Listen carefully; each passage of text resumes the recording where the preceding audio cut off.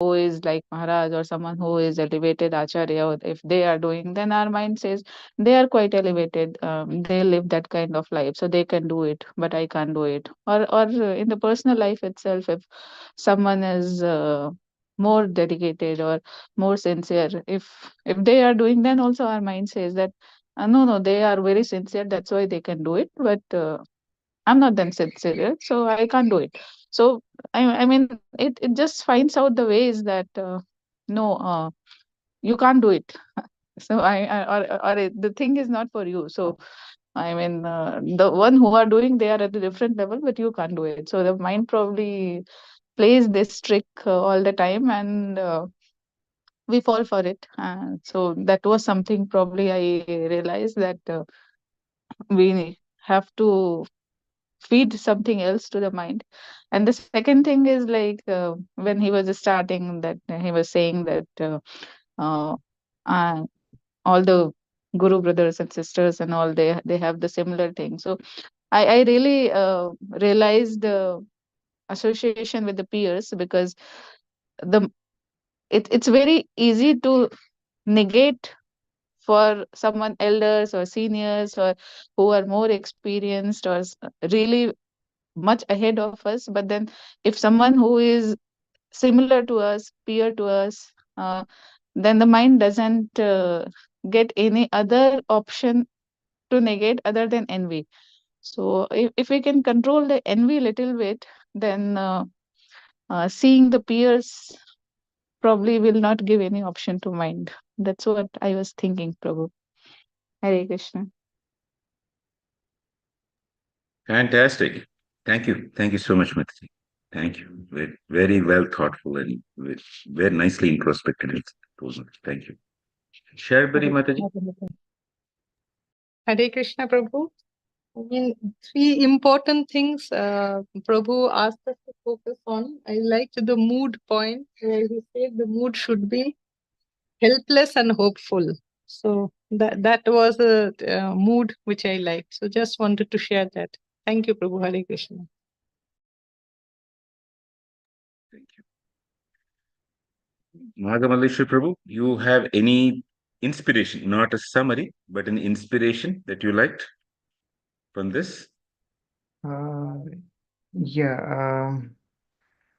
Yeah, the like so the Prabhuji slowly like this technique with this like he wants to connect like meditating on the Krishna's form. Maybe I think since I heard this entire lecture, so slowly like each mantra, like if we are chanting in the temple, then like seeing the beautiful form of the Lord and then chanting with the devotees, like despite of like with all the devotees sound vibration, like so still you will be focusing on concentrating on, and then like that so the initially the I think so that way, like so the maybe like we right now at from home, like we can how we can practice that Prabhuji is like keeping a picture of Krishna, and then yeah go that technique that Prabhuji is going to teach, that so that's like yeah chanting, yeah the attentive, yeah and then the first like the in the how many like the mantras that we are really concentrating on that point, like yeah we need to some yeah most of the time like we go mind goes here and there, yeah so like we have to pay more attention to that, yeah. So that You're saying what is doing, but what is it that you like? I mean, or maybe yeah I'd like okay to hear what you yes. like, that one or two points that you liked, Prabhu. Oh yeah, so the yeah the I like to first hear. yeah from the Japa circle retreat, that like the points, like the common tips that yeah so we yeah all like yeah so the most important that I like is like the subduing the mind with the intelligence that I can like the like before chanting I just focus on reading Prabhupada and like the books, like the just like 10 to 15 minutes before starting my chanting, that that's the still I mean that works for me, yeah. I like that point very much, Prabhu. Yeah. Okay, you like that? Yeah, Hare Krishna. Somshika Prabhu, you have something?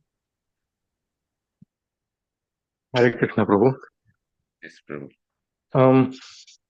Many things to appreciate in this, Prabhu.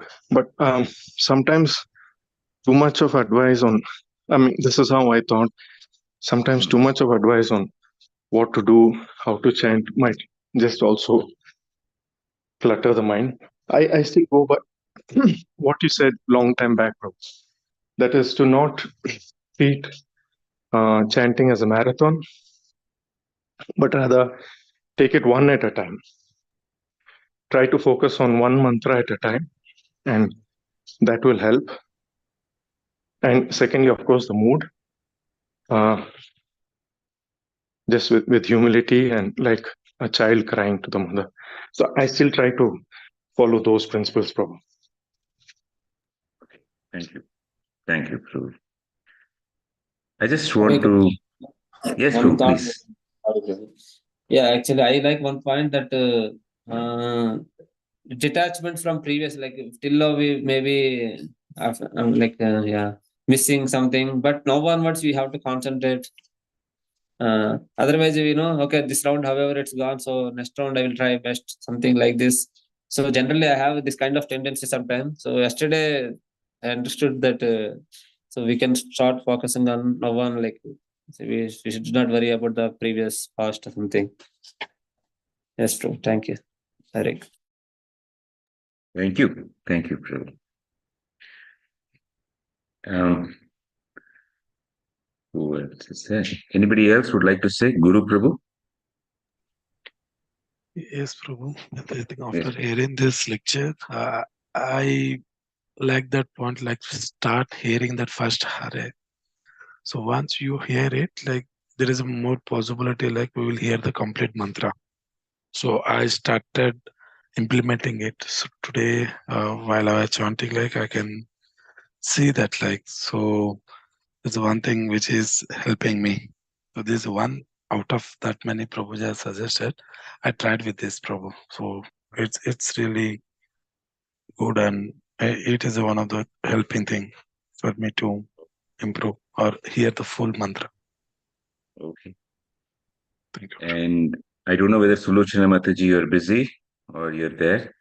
If you are there, if you had anything. No, Prabhu, I'm not attentive. Thank you. Okay. Fine. So a few points here, not exactly to the lecture, but a little background. Some of you may know Paramarupa Prabhu, not everybody may know Paramarupa Prabhu. As he said, he has been chanting for a long time.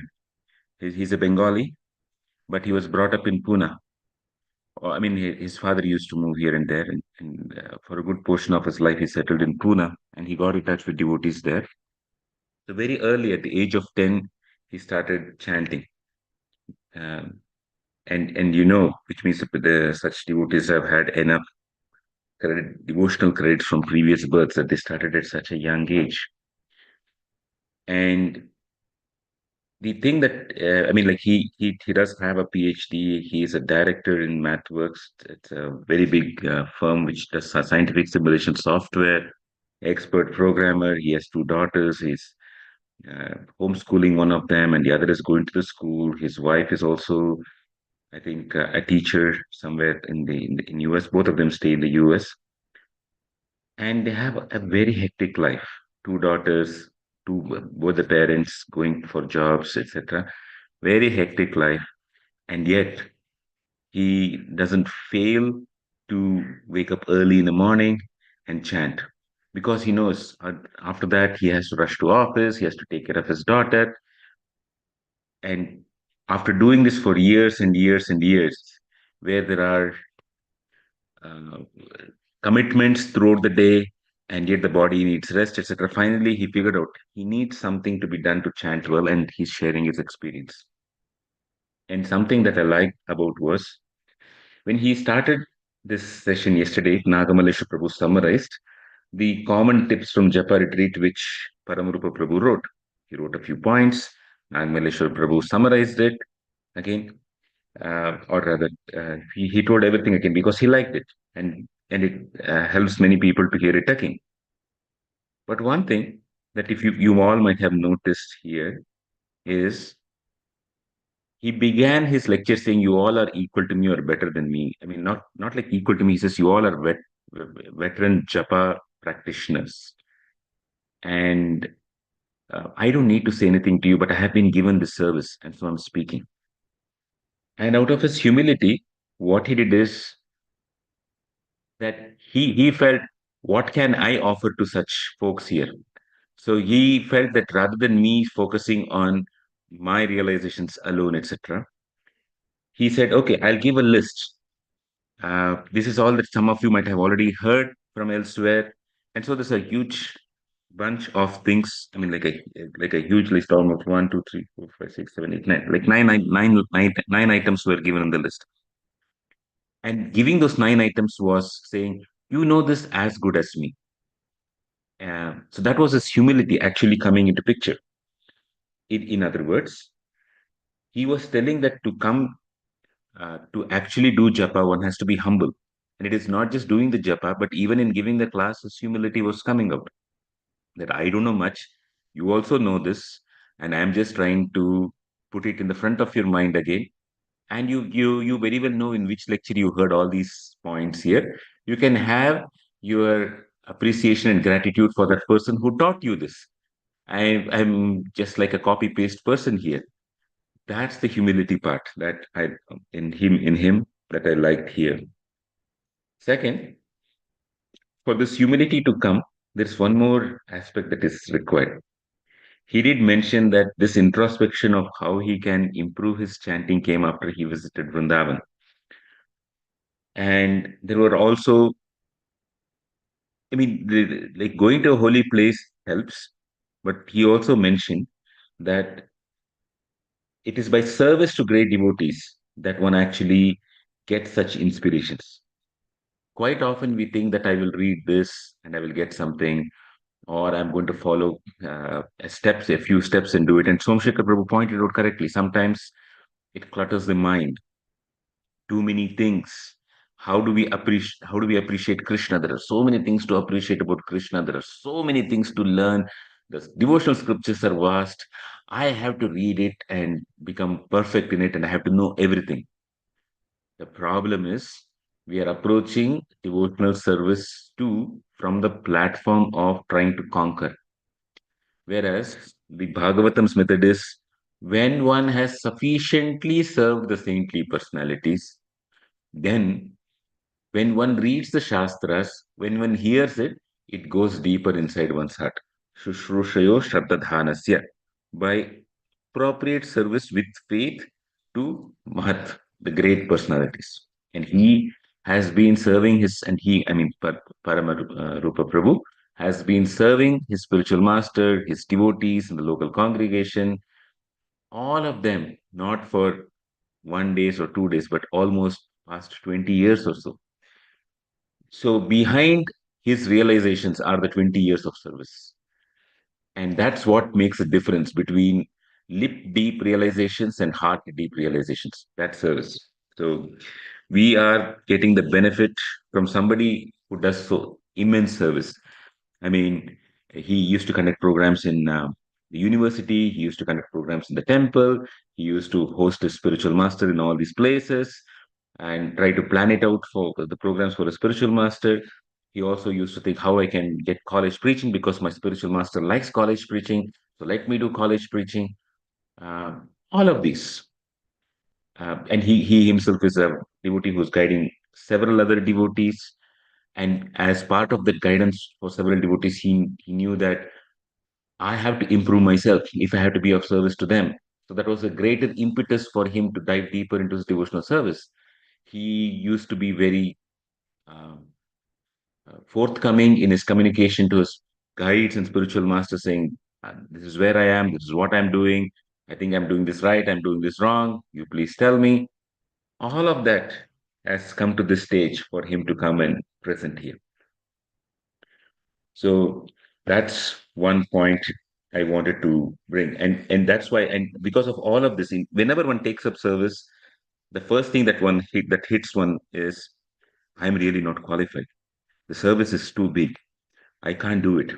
And that was the reason why, with so effectively, he said, Krishna has the master key. You should approach with humility. Because it was not just during japa, it was during all facets of his life. He got to know that one has to approach with humility. I mean, he had to face challenging circumstances in all places. He used to share it with me. And because of those challenging circumstances, it made him humble. Some people use challenging circumstances to primarily see how to solve the problem. Some people, those who are devotionally sincere and mature, they see how I can deepen my dependence on Krishna and devotees. He took the latter route, and today he's so effective in saying what he's doing because of the humility that he has cultivated. So that's it I had to say now. One more point here. We noticed yesterday that he was reciting shlokas from the Bhagavad Gita without looking at any book, notebook, or anything. And his objective for memorizing shlokas was not to showcase to everybody that, hey, I know 10 different shlokas, but rather that when he's chanting japa or when he's doing some other service, either in the office or at home, let these verses come to my mind and may I be transformed. And with that objective, he has become effective. So that's it from my side. Anything else, Nagmadeshwar Prabhu? Yeah, thank you so much, Prabhu, for bringing all the like when the Prabhuji's glories and so making us humble. Yeah, really wonderful points, Prabhu. Thank you. Nothing from my end. Okay, we'll end Yeah. here. Yeah, okay. Thank you very much, Srila Prabhupada.